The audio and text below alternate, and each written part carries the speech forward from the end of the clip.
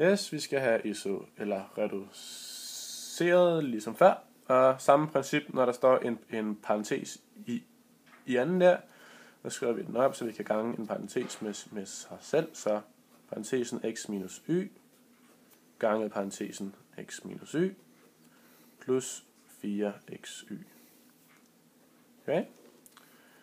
X gange x, det er x i anden. X gange y, det er minus, eller x gange minus y, det er minus x y. Minus y gange x, minus x y.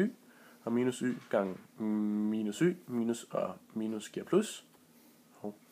Så det giver så plus y i anden, og så plus de 4 x y. Så kan vi starte med at reducere lidt på det. X i anden stadigvæk.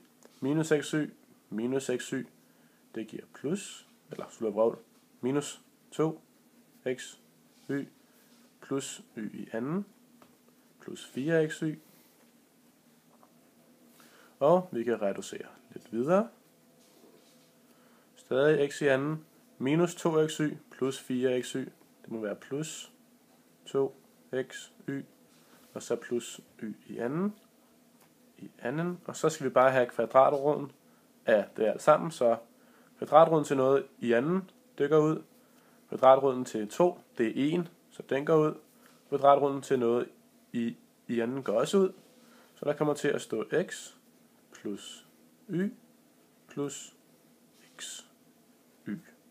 Og så er vi færdige. Godt.